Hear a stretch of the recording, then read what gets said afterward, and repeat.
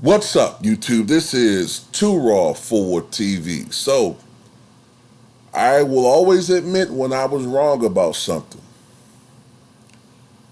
And I thought that this abortion issue was not going to be a big issue for the midterms. I thought it'd be more of an issue in 2023 and 2024. I thought that there'll be some other issues going on in these local races that would somewhat supersede the abortion issue. And of course, the abortion issue is there was a recent Supreme Court decision which pretty much upheld a state's right to determine whether or not they want to recognize a woman's right to choose. And in many southern states, and even some western states, this right has pretty much been eliminated or restricted.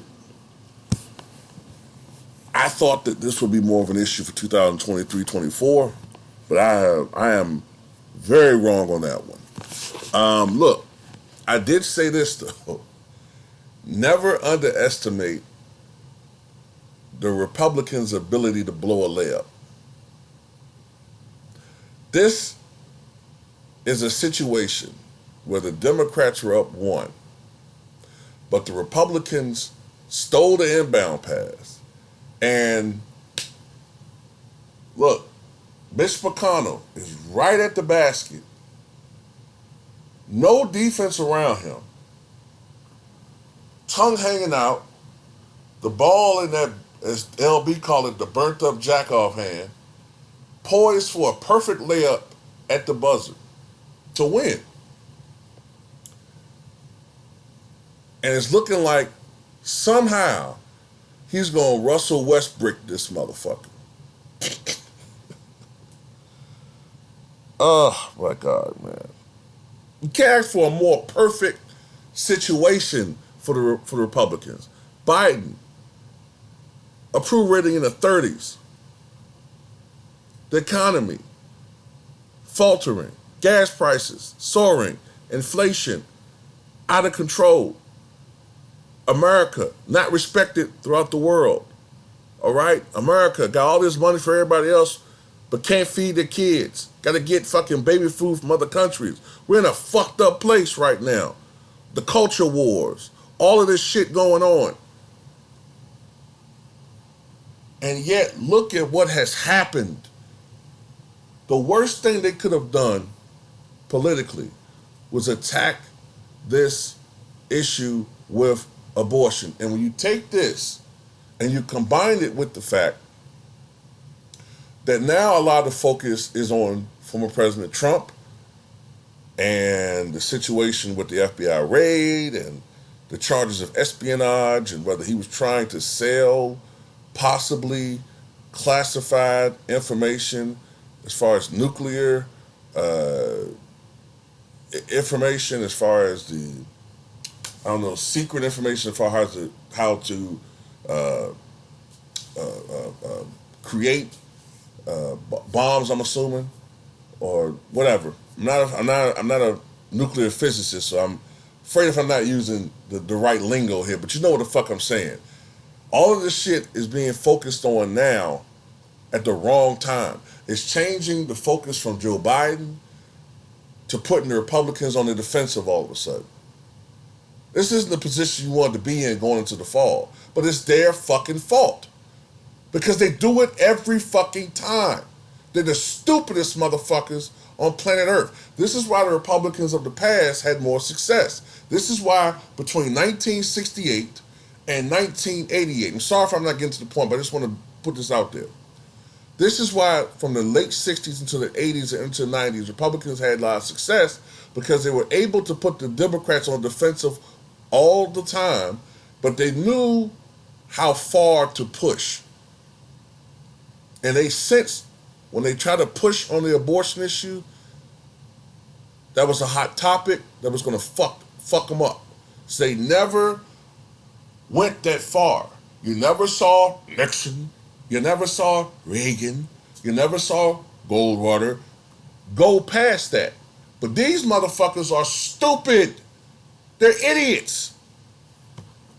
And now they're poised to lose. Why? Because of the gender gap. Look at this. This has galvanized women, in particular, obviously, white women, because this is more of an issue for white women. I'm not saying there aren't black women that don't care about it, but this is more of an issue with white women. You don't tell Becky what to do with her body. So in Florida, as far as newly enrolled voters, 5% gap between women and men, meaning that 52.5% or 53% of the newly enrolled women voters are women versus men. Same thing in Illinois, 5%. South Dakota, 5%. Indiana, 6%. Georgia, a 6% gap. Maine, a 6% gap. Alabama, 6% gap. New Mexico, 7% gap. Connecticut, 7%. North Carolina, 7%. Colorado, a 10% gap, meaning 55% of newly registered voters are women. Missouri, 10%.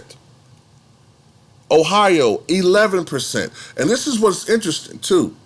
The states in which these laws have been implemented, the states in which a woman's right to choose has been directly affected, are the states where you're seeing the largest gaps, which means that women in these states where they're being punished for trying to have abortions, well, guess what?